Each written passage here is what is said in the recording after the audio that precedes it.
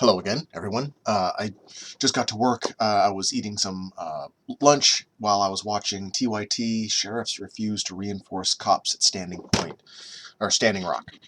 And it reminded me of a conversation I had with my father the other day about uh, guns and protecting yourself from the government.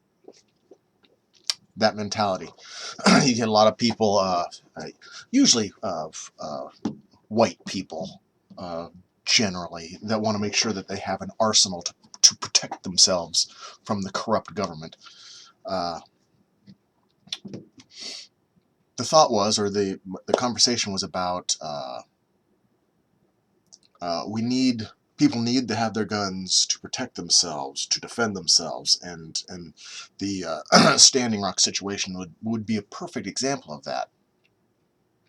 If you are a gun-toting, don't tread on me, uh, type that wants to defend yourself against the government, just imagine what would have happened at Standing Rock had the Indians brought guns. Or if in the future, I'm a little concerned that the vets, military veterans, are going to be going to support them, which I'm all for the military veterans supporting Standing Rock, because I believe it's a just battle. But I hope they don't bring guns, because in my mind there is no doubt, had somebody brought a gun, uh, they would have mowed them down the moment one was pulled. There was an incident apparently where they discovered that there was a plant from the pipeline construction company that was within the water defenders or water protectors, who had a weapon, but they found him out, and they kicked him out, as I understand it. So I think that might have been an attempt to uh, antagonize some retribution from the police force.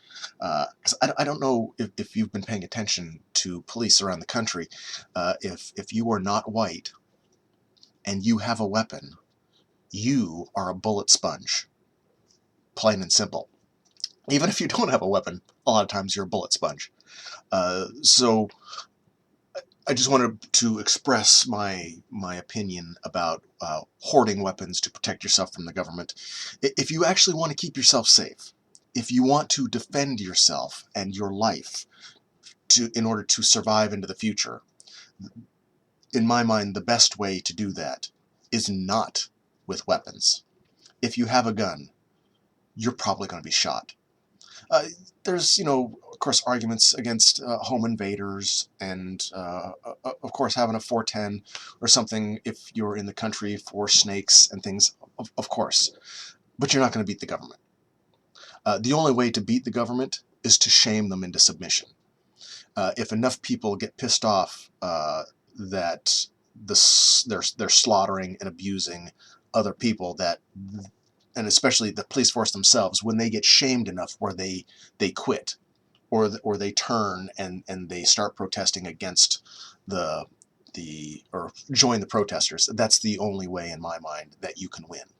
The moment you pull out a gun, you've lost. So peace, please.